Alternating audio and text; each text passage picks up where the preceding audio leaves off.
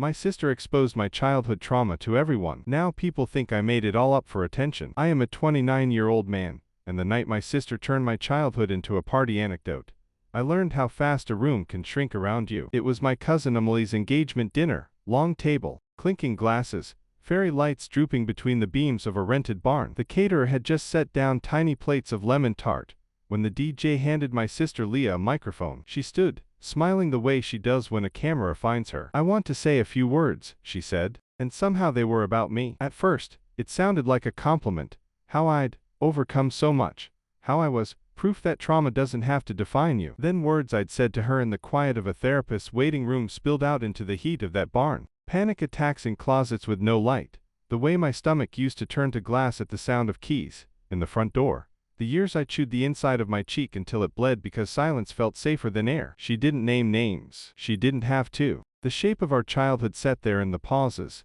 visible like breath in winter. People laughed, the way people laugh when a story nudges discomfort into something that feels manageable. Then they clapped. I stared at the lemon tart because looking up meant seeing, whose face softened like they had known all along, and whose curled with the joy of a secret confirmed. Afterward, Leah hugged me hard, her perfume syrupy sweet. "Wasn't that brave?" she said into my ear. "So healing. You used my pain to toast a couple you barely know," I said, keeping my voice level because rage was a fire I didn't trust yet. "Don't be dramatic," she said, smiling for the people watching. "I sanitized it." Sanitized. Like bleaching a stain. Like changing the color fixes the fabric. Here is what she didn't say into that mic. When we were kids, discipline in our house had a smell, bleach and steel. Our father's temper was a weather system that could drown you if you forgot to bring an umbrella. When he was in a good mood, the house was a museum of second chances. When he wasn't, doors became walls and walls became cliffs. I learned to read the room like a map. Leah learned to dance in front of him,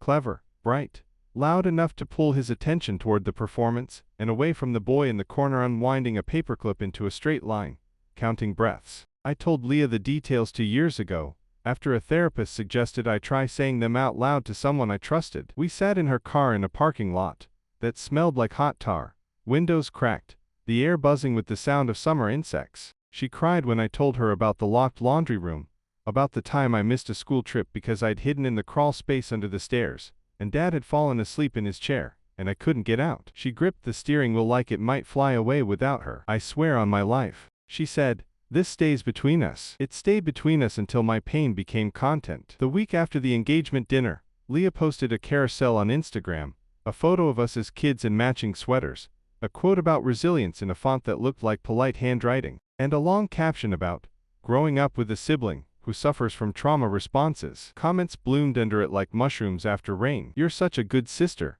people wrote, sending love. Someone asked if I'd been officially diagnosed. Another asked if maybe memory is tricky, and I'd misinterpreted strict parenting as abuse. Leah replied with a heart and, "He's working on it." Working on what? Becoming a version of myself softer around the edges so other people could hold it without cutting their fingers. At church, Mrs. Patterson squeezed my arm and said, "L's post was so honest. We all have our cross, don't we?" I opened my mouth and nothing came out. It felt like being a kid again, truth at the back of my throat, too big to swallow, too dangerous to spit. I called Leah and she didn't pick up. Minutes later, she texted, in a brand call, "Can I ring you later?" Brand call. My life as a talking point, monetizable. That night, the group chat lit up. My cousin sent a screenshot of a Facebook thread under a local community page, where someone had shared L's post, and asked if anyone remembered anything weird about the family. There were a dozen replies. Never saw anything. Their dad coached my nephew. Great guy. Kids these days. Attention span is attention seeking. Someone I recognized from high school wrote, "I remember him being quiet. Creepy quiet." I lay on my back and watched the green lead from the irter blink against the ceiling. The house was too loud with silence. I thought about driving to L's apartment and knocking until she answered, about holding the phone up to her face and scrolling through the comments with my finger, saying, "Look, this is what your brave truth-telling does to actual truth." Instead, I wrote, "Take it down." She replied, "It's already got traction. I can't just delete it. People are DMing me for resources." Resources? I typed. "Start with this one. Don't tell other people's stories without permission." She sent an eye roll emoji. Then a voice note, "Dan, you're making this bigger than it is. I literally did you a favor. You've been hiding behind vague language for years. Now people see you. Maybe they'll show up." The next morning, My manager pulled me into the tiny glass meeting room at work, the one that looks like a life-size aquarium box, and closed the door carefully like quiet could be a shield. "We've had an email," she said. "Two, actually. Parents of students saw the post. They want to be sure you're stable. I teach 9th grade English. I care about whether 15-year-olds believe writing can be more than an assignment. I keep granola bars in my desk for kids who pretend they aren't hungry. My classroom has been the least dangerous place I know how to make." Now someone was asking if I was safe to stand in it. "I'm fine," I said. "I'm in therapy. I'm good at my job." "You are," she said, and her face said she meant it. "We're with you. But please, be mindful of online narratives." Narratives. As if my life were a story workshop, and anyone with a keyboard could suggest edits. When I got home that night, Mom had left a casserole on the counter with a note. "Heard about the post. Can we talk?" Her handwriting tilted like it was walking uphill. I sat with her on the sofa and told her about the dinner, the Instagram, the way Leah had turned me into a case study. Mom wrung the hem of her cardigan. "She always liked to be the center of the room," she said softly. "When you were little, you used to hide in the linen closet." "I should have." She trailed off, swallowed. "I should have done more." "You were there," I said. My voice surprised me with its gentleness. "You believed me, even when he didn't." She looked at her hands. "Sometimes believing is not enough." She didn't say his name. We have a family way of making absence polite by refusing to call it what it is. 2 days later, Leah called me in tears. "Can you please post something?" she said. "People think I exploited you. They're tagging brands. I could lose partnerships." "Good," I said, the word like iron in my mouth. "Maybe next time you'll ask." "You're my brother," she said, as if that were a permission slip written in permanent marker. "Our story is our story." "No," I said. "My story is mine. You can tell yours." She went quiet. Then, "Okay, what if we go live together? Clear the air. We can talk about healing. I already have a template." "No, Dan, no." The live went ahead without me. Leah sat on her couch with a plant in the background, and said words like, bravery, and stigma, and I'm being attacked for sharing. She didn't mention the part where the attack felt like it had started inside my skin. At one point, she read a comment out loud from someone named Lo called it 5-4. "Back in my day we called it discipline. Kids now call it trauma to get out of work." Leah nodded like she was accepting a complicated truth. "We all have different perspectives," she said. I realized then what my therapist had tried to warn me about. Once a story leaves your mouth without consent, it grows teeth. It eats at the edges of your life. So I did the only thing that made sense. I made lists. Names of people who were there back then. Dates. Small details that might matter later. The neighbor, Mrs. Green, who once pressed a cookie into my hand and whispered, "Are you okay, sweetheart?" The youth pastor, who asked why I never came to the lock-in and I said, "I don't like locked things," and he laughed because he thought I was making a joke. The school nurse, who saw purple shadows above my ribs, and said, "Rough game," and wrote, "Possible sports injury," on the form because reporting meant work, and work meant conflict. I texted Mrs. Green, who now lives 3 towns over. She called me immediately, voice older but sharpened by memory. "I remember," she said, "your father yelling in the garage. You standing on the porch with no shoes. I asked your mother once and she said, 'It's handled.' I should have called someone. It would have made it worse," I said, and hated that I meant it. "Maybe," she said, "but maybe not." Then she said something that changed the way the air felt in the room.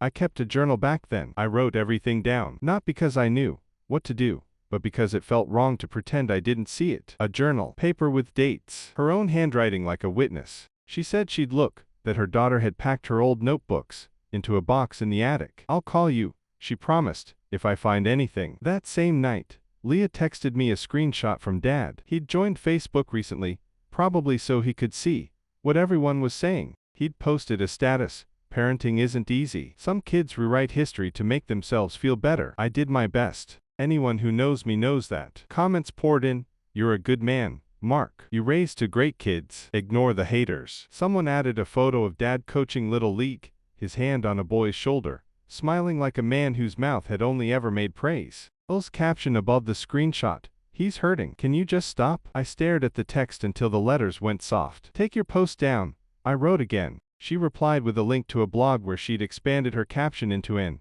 essay. The headline used words like survivor and sibling. She'd anonymized me by using my first initial and a wrong detail about our house, like changing the wallpaper turned the room into a new place. 2 days later, she sent a second link. A podcast invited her onto talk about family and truth. The host introduced her as a content creator and advocate. Advocate. The word felt like it had been peeled from someone else's chest. Please don't do this, I wrote. Please. You can't control me, she wrote back. You're not Dad. That one landed like a punch because it wasn't true and it was a little true in a way I didn't like. Control had a taste in our house. You learn to swallow it with a smile, or you learn to spit and pay. At school, a student waited after class and said, "My mom says you're making things up to get attention. Is that true?" The room tilted a little. "Do you think that?" I asked. He shrugged. "I think adults do weird things when they want people to look at them." I thought about a boy whose essays curled towards silence, how he'd written once about sleeping with a knife under his pillow, in case the dark had teeth. I'd written in the margin, "You're safe here." Now I didn't know if that word meant anything. That afternoon, a DM slid into my request from a name I didn't recognize. "Hi, I used to date your dad. We met when you were around 10. I left after 6 months. I saw things. If you want to talk,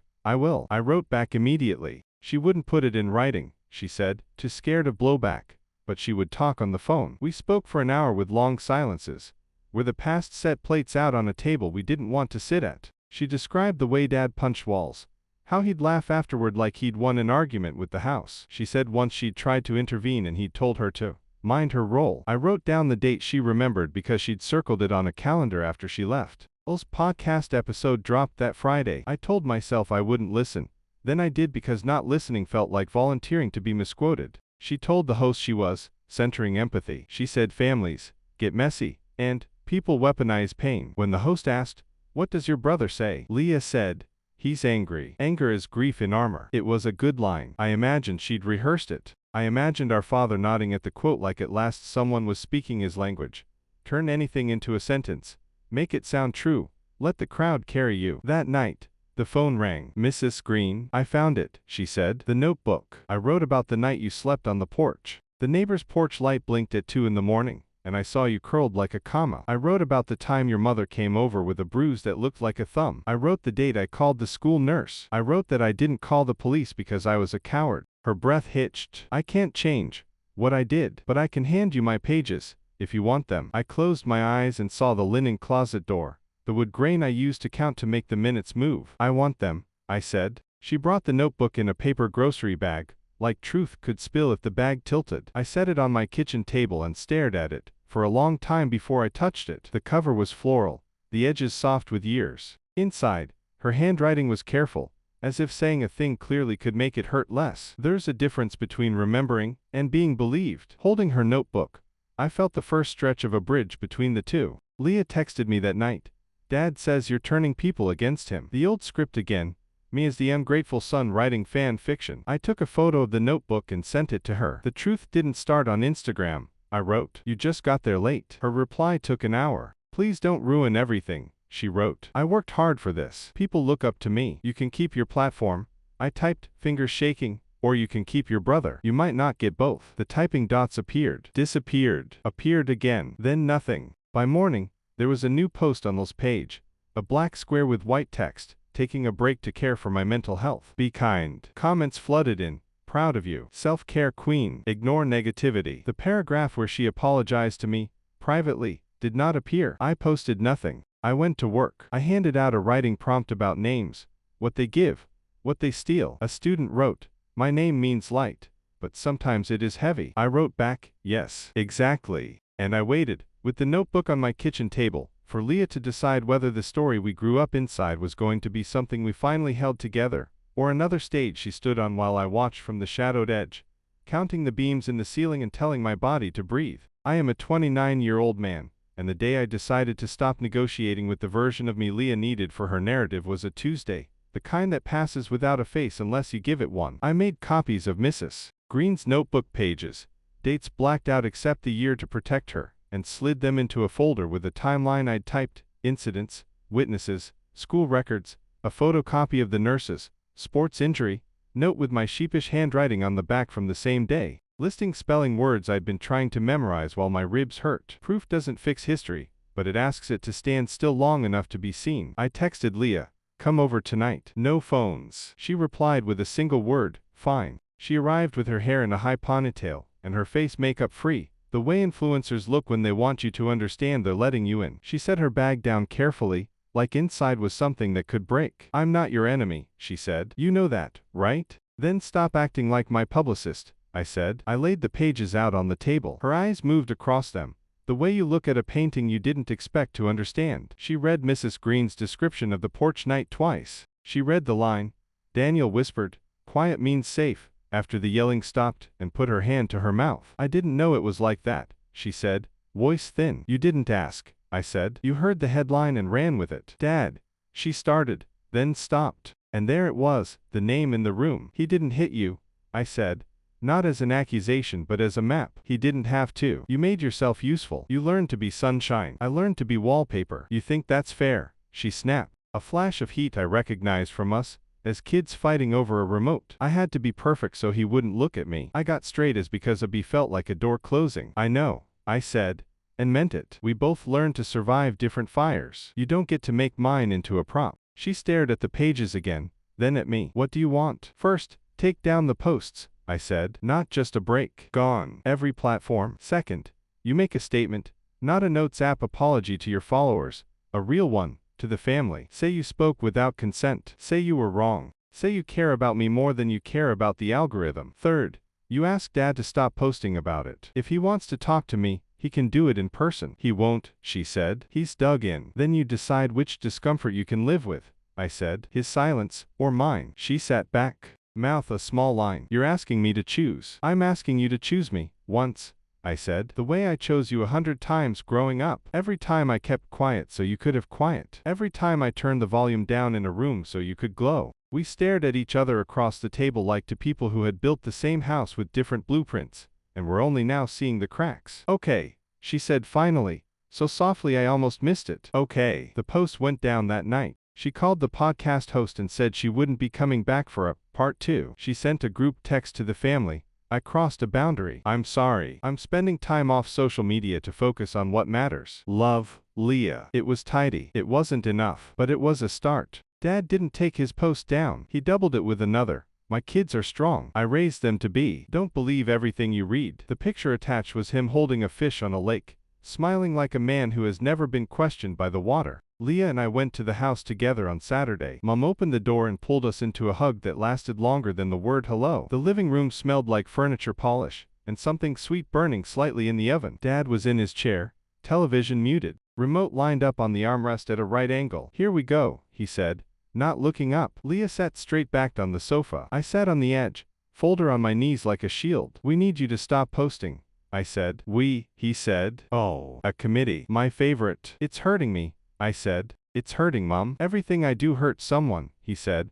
The martyr line that had gotten him through every conflict like a backstage pass. No one ever thanks me for the roof. Thank you for the roof, I said. Because my therapist says sometimes naming the thing you're grateful for helps you hold the person accountable for the rest. Now stop setting it on fire. He snorted. Cute. I took the pages out and placed them on the coffee table. He glanced at them and then at me, the way you glance at a telemarketer's pamphlet. What's this? A neighbor's notes, I said. From back then. People write stories, he said. Doesn't make them true. Mom leaned forward, hands on her knees. Mark. She wrote the night you punched the wall in the hallway, and the photo fell and the glass cut your hand. She brought you a towel. She always brought towels. So, he said, I fixed the hole. You want a medal? No, I said. I want you to stop pretending I invented the weather we lived in. Silence. The clock ticked like a metronome counting a tempo none of us could keep. Do you know what it was like to be me? He said suddenly, eyes bright, a kind of dangerous shimmer. Working 2 jobs, coming home to noise, a house that didn't listen, a boy who stared through me.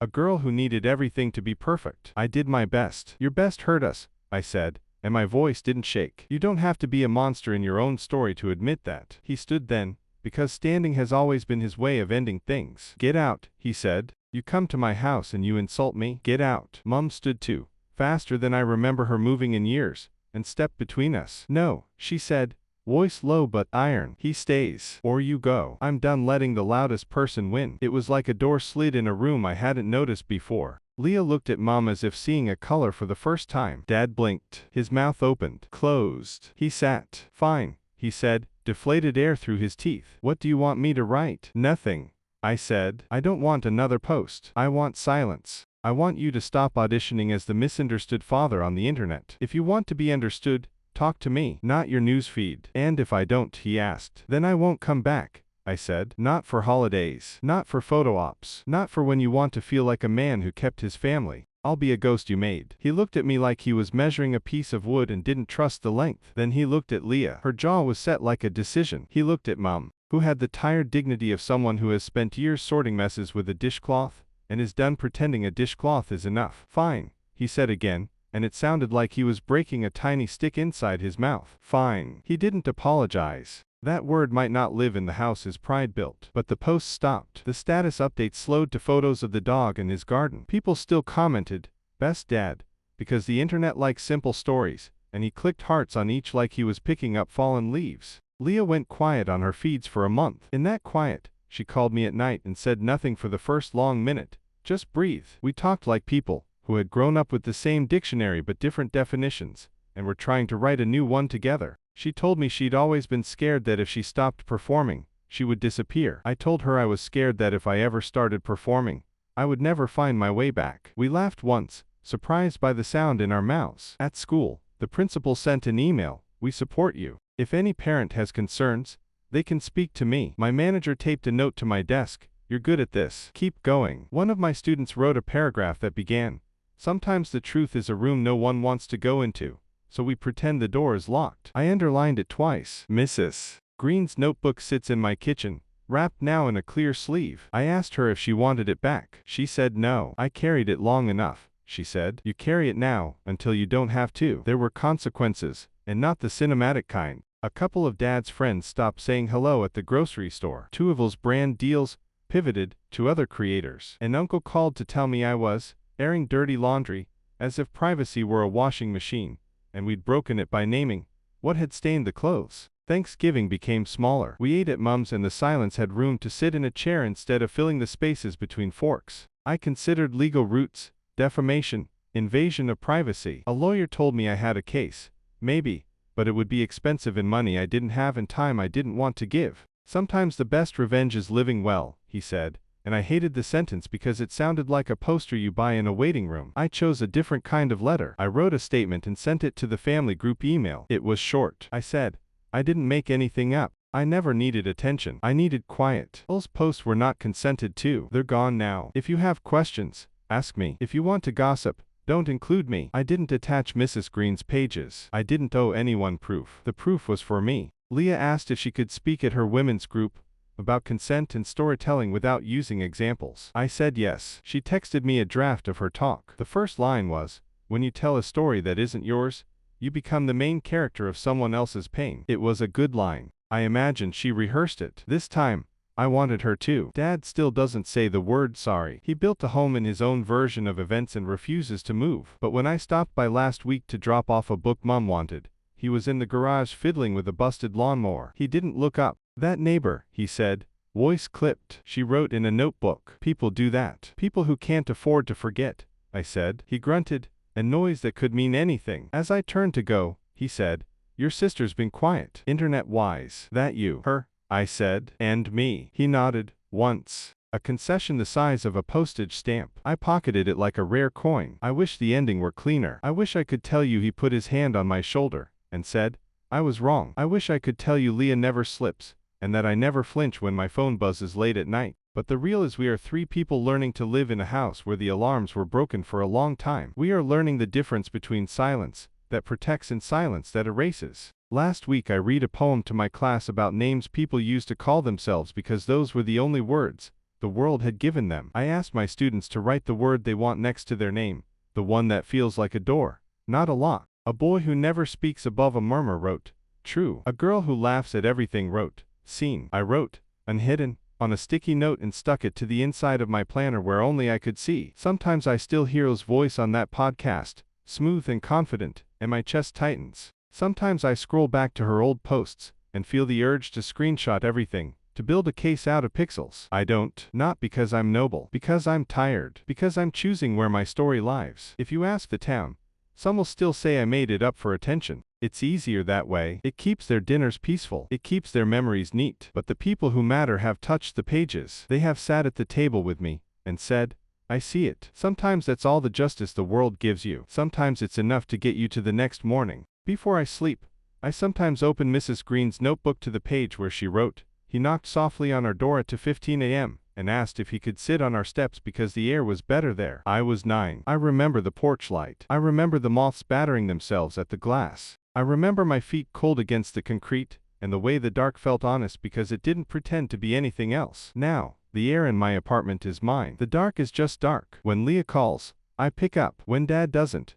I let the phone ring. And when people ask me what happened, I say, my sister exposed my childhood trauma to everyone. I took it back. Not for likes. For breath. For the boy who counted wood grain, and waited for morning, and for the man who doesn't have to anymore. Follow me for more stories.